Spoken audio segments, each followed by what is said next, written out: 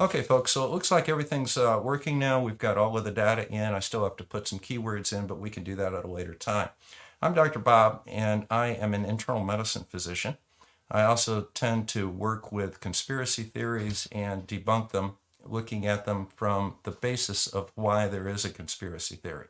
Today, I want to have a look at something called the Vaccine Adverse Effect Reporting System. This is a database or a clearinghouse run by the Centers for Disease Control here in the United States. And the purpose of the Vaccine Adverse Events Reporting System is to take any sort of an adverse event that occurs in proximity to receiving a vaccination and report it. Now, this does not mean that the adverse event has thing one to do with the vaccine. If you get a vaccination for the measles and you're hit by an asteroid the next day, that goes into the Vaccine Adverse Events Reporting System. The purpose of that is to gather reports of events so that we can look at them and see whether or not they suggest that there's something associated with the vaccine. Then what we'll do is we'll investigate those adverse events and we'll see if there's any suggestion of a correlation between the event and the vaccine. We'll investigate that further and we'll see whether or not it's something that we need to look into. For example, when Johnson & Johnson came out with their vaccine, the Vaccine Adverse Events Reporting System, or VAERS, began to get reports of blood clots. And the number of blood clots that were occurring were above the average number of blood clots that you would expect during that time period. They looked into that a little bit and they came up with a correlation between the vaccination and blood clots that concerned them enough that they investigated it further and made some recommendations. Do events that are in VAERS actually relate to the vaccination? Well, not necessarily, and I'm going to give you a good example of that right now. This is the actual database that is publicly accessible, and I have put the link to that database in the description of this video. So, what we're going to do is we're going to go ahead and we're going to do a data search. I'm going to get off of the video real quick so you can see this yourself. Here is your request sheet, and you get to this from the website that I'm going to give you. All right. So we make a couple of selections. First, we're going to select a particular vaccine. And then we're going to hit event category. Now down here, we're going to look at all events. We're going to look at the COVID vaccination, which is located right here. These are the COVID vaccines. All manufacturers, all doses, the United States, all ages. We're going to do an emergency room visit. We're going to do within 10 to 14 days.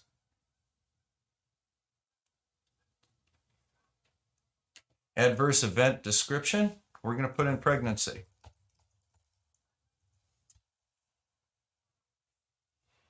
Again, all years.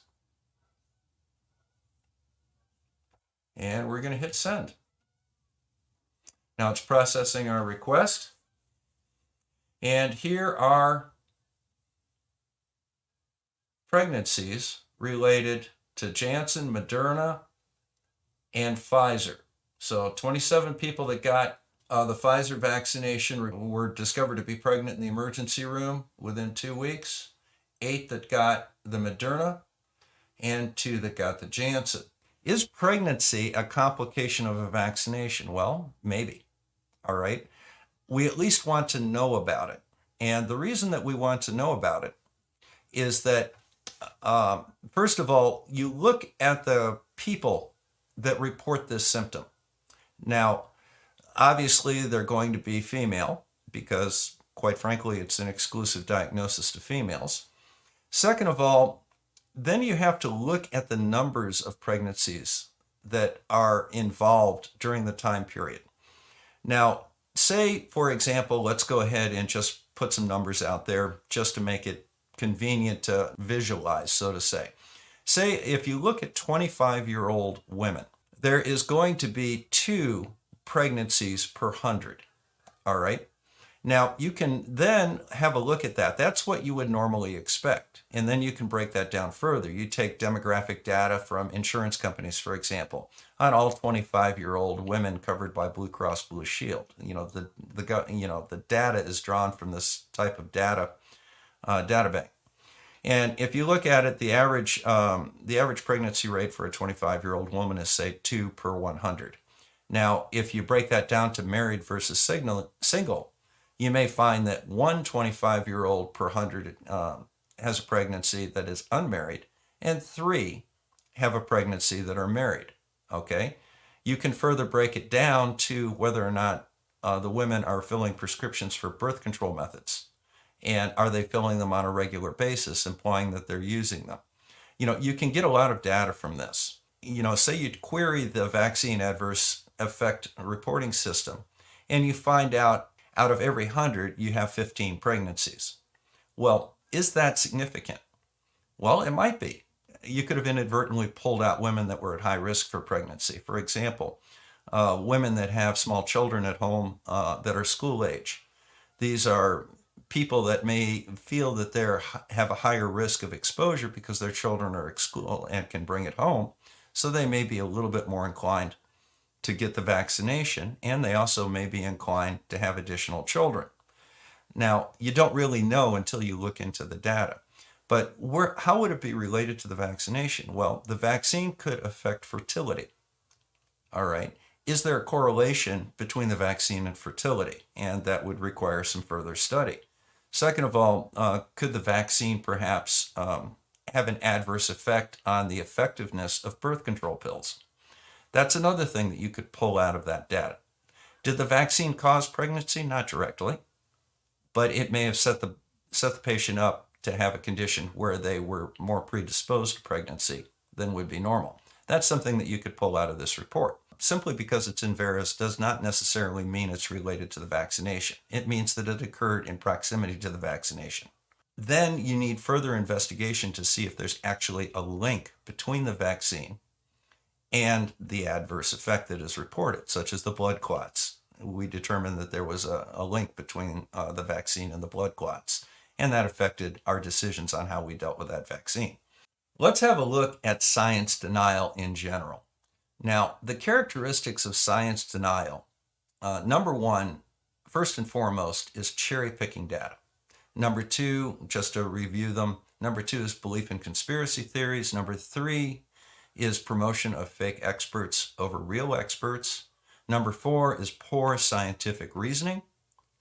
They're not going to go through this sort of stuff that I just went through. And number five is unrealistic expectations of science. For example, unless the vaccine is 100% safe and effective, we shouldn't give it. That is a poor expectation of science. That there is no medicine that is 100% safe and effective, and a vaccine is no exception. Now, let's look at some of the data that they're using for cherry picking. This is something that was forwarded to me the other day in preparation for a potential debate that I'm having with an anti-vaxxer at the end of the week. And this was something that's circulating in the anti-vax community in the United Kingdom. Now, of interest on this piece of paper is this report right here. COVID vaccines from December of 2020 to the present, they're claiming that there are 19,249 deaths associated with COVID vaccination. And it says here, it's even got a special note that the number of deaths associated with COVID-19 vaccinations is more than double the number of deaths associated with all other vaccines since the year 1990.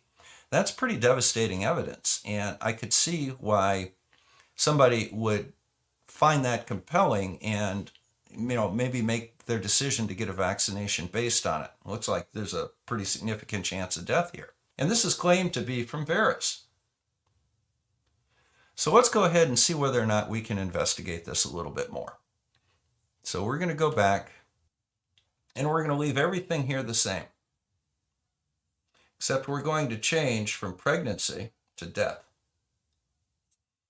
think there's another thing up here that we need to look at too. Okay, let's go ahead and send it. Oh, wait a minute. We've got a little issue here. Let's go have a look at this. According to this, there are only 583 reports of death within a 2-week period after receiving a COVID vaccination. I wonder where that 19,000 number came from. I wonder if they might be exaggerating something a little bit. When you look at their data, first of all, I think one of the things that they're doing is they're including all worldwide data, and they're also including a very long period of time. They're including all deaths that occurred from December of 2020 until the present, without regard to relationship to when they received the vaccination. What I did was I specifically selected deaths that occurred within 2 weeks of receiving the vaccine. If you had somebody that received a vaccination and died a year later from being hit by a bus, it would not be in my search. It would be in their search because it's covered under the period they searched for. So the cherry picking that they used, first of all, is they covered an inappropriate amount of time in relationship to when the vaccination occurred. As a result, they're over-reporting the deaths by a factor of 40. This is what is being put out into the anti-vax community, and this is very alarmist. I don't even know whether or not this number right here of 9,000 deaths due to vaccine-related causes is accurate since 1990. And that number, the 19,000 number, is certainly not accurate. Let's go ahead and have a quick look at the Vaccine Injury Fund, which is related to this. These are compensations for vaccine-related injuries. Now, this is something that I brought up the other day. This is a website called vaccinelaw.com, and it is a private attorney. I believe she's in the Washington, D.C. area. But what her practice consists of is actually going to vaccine injury court and suing on behalf of patients that have vaccine injuries. Now, here's the way this works in the United States. Starting back in the late 80s, we developed something called the Vaccine Injury Compensation Fund. And what happens is that for every vaccine that is administered, the vaccine manufacturer pays a 25-cent insurance policy. So, and that's per vaccine. So if you get a trivalent vaccine such as measles, mumps, and rubella, the people that make that pay 75 cents into the Vaccine Injury Fund. And this fund is set up and administered by a vaccine injury court. And that court has got some different rules than you would normally find in a court of law. But what happens in the vaccine injury court is that each vaccine has got a table of known side effects of that vaccine. And those side effects are gathered from the VAERS. And there's a time frame involved as well. So for example, with certain vaccines, like influenza vaccines, for example, they have been associated with something called Guillain-Barre syndrome, which is a progressive paralysis. If you have Guillain-Barre in it, and it arose in a certain period of time after you received an influenza vaccine, the vaccine is presumed to have caused that condition, and you are compensated. You don't have to prove your case that there was an association between the vaccine and Guillain-Barre syndrome. That's already been established. All you have to show is A, you have it, and B, you got it right after you got a vaccine, and it has to be within a certain period of time. Now, in the event you are found to have a condition that's on the table for a particular vaccine, the only negotiation that goes on from there is how much compensation you're going to have. You put in your claim for injuries, they're already guilty. They can sit down and talk to you a little bit about it, but they don't get a lot of leeway on that. Now, your attorney's fees. Your attorneys do not do this on consignment. They are paid a set amount by the vaccine injury court itself to represent you, and that is whether you win or lose. When you look at these awards that people got. So, for example, right here, here's a tetanus diphtheria vaccination that resulted in Guillain-Barre syndrome. And the compensation for that was a little over $135,000. Of that, the patient got $135,000. The attorney got nothing of that. The attorney was paid for her services by the court. Now, if you want to know the details of that case, you can actually pull up all of the details of the case right there. So if you want to investigate that a little further, knock yourself out. Now, the other thing that I want to draw your attention to is the vaccinations that are given. Looks like the vast majority of these are flu shots. We've got some tetanus and diphtheria. Here's a pneumococcal vaccination. Here's a Hep B vaccination. All right. So you can actually kind of get an idea of what percentage of cases involve what vaccinations. Second of all, it actually gives the illness or the injury. So, for example, BN is brachial neuritis. SIRVA is a shoulder injury. Both of these are as a direct result of injury caused by the needle itself. It has zero to do with the vaccination. Okay? Guillain-Barre syndrome is related to vaccines, and we just went over that one. But look at the breakdown of these cases. Would it surprise you to know that 4 out of 5 vaccine injury cases are as a direct trauma from the needle? It has nothing to do with the vaccine. And what is the rate of vaccine injury? Approximately 1 in 1 million doses based on the entire history of the vaccine injury court. So, of those 1 in a million, 4 out of 5 are injuries from the needle, which means that a true vaccine injury directly related to the vaccine only occurs in about 1 in 5 million doses.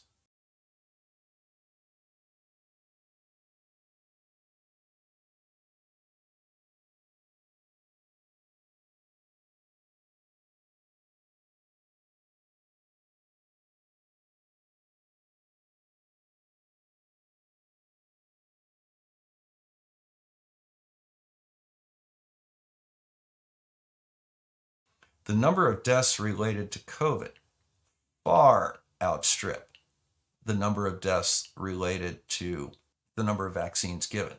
Now, to give you an exact number, the current number of deaths per 100,000 people in the United States is approximately 206.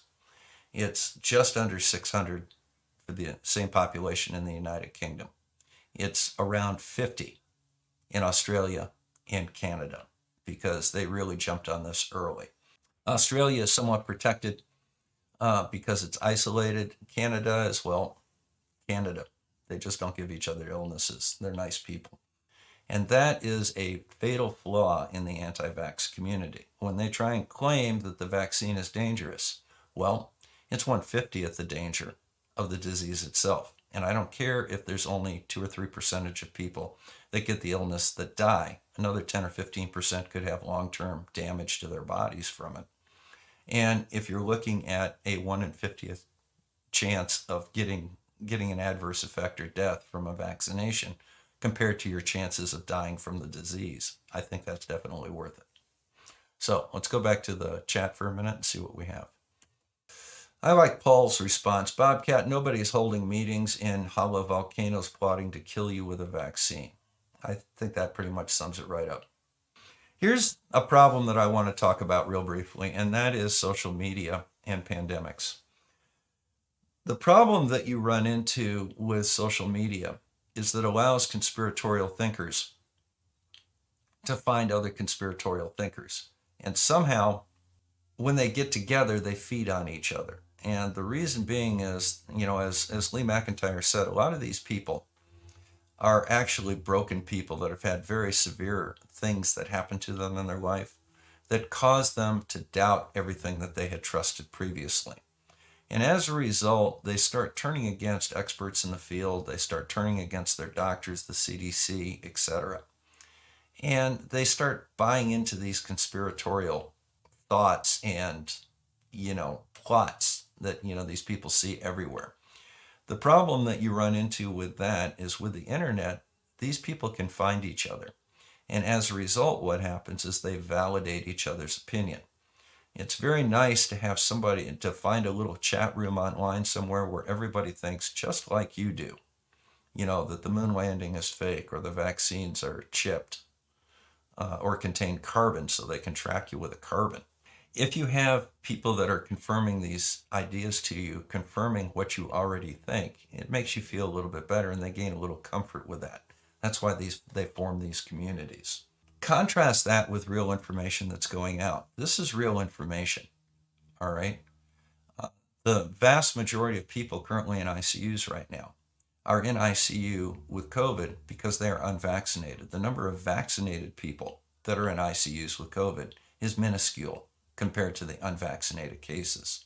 And this is having a real impact on our ability to take care of these very sick people. We're running out of ventilators. We're running out of intensivists. Our nurses are getting exhausted and burned out. All right, you need to stop this. Go out, get your vaccination. Now, as I said the other day, here's the bottom line.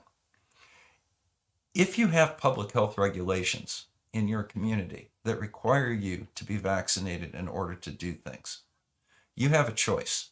You can either get vaccinated and do those things like travel on an airplane, go to school, go to work, or you can stand on your principles and say, I'm just not going to do it, and my beliefs, no matter how irrational they are more important than my job or my ability to travel or my ability to go to school. Public health regulations do not require your consent.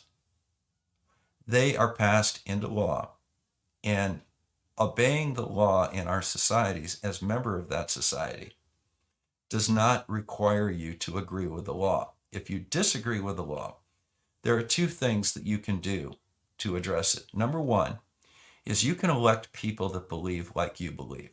And if you want anti-science people running this country, you're going to vote for anti-science people. And, they'll deny climate change. They'll deny the existence of COVID until it becomes apparent. And they'll deny your ability to require people to be vaccinated if they come into your place of business. Second, you can take it to court. If you feel that your rights are being violated, the way we do that is we sue, we take it to court, and we're judged on the merits of our case. That's fine. You don't just get to say, well, I don't believe in it. It's against my beliefs, so I'm not going to do it. Now, as I mentioned earlier, universities, Central Michigan here locally to me, and many other colleges have adopted a policy. The one at Central Michigan is the one I like, and that is that you will be vaccinated to attend class, no exceptions. If you refuse to be vaccinated, no problem. You will wear a mask, and you will be tested on a weekly basis. I don't have a problem with that. I don't care if you're an anti-vaxxer or believe for religious reasons you don't want to be vaccinated. That's fine. You can still wear a mask because there's no religion that says you can't wear a mask. And you can still have a nasal swab stuck into your posterior nasal pharynx to test you for the virus on a weekly basis. There's no religion or belief that says you can't do that. Or you cannot go to school. You don't have an absolute right to go to school. All right? If you qualify, you can apply, and they can allow you to go. But that's at the university level. On the high school level or the primary level, you're required to school your children, and you will get them vaccinated. If you don't get them vaccinated, you are more than welcome to homeschool them, if that's what the law says. So that's the end of my rant. I wanted to provide some good information to counter some of this nonsense that's being put out. These little VAERS information sheets are certainly not right. I mean, looking at 560 deaths versus over 19,000 deaths, a little bit of an exaggeration there.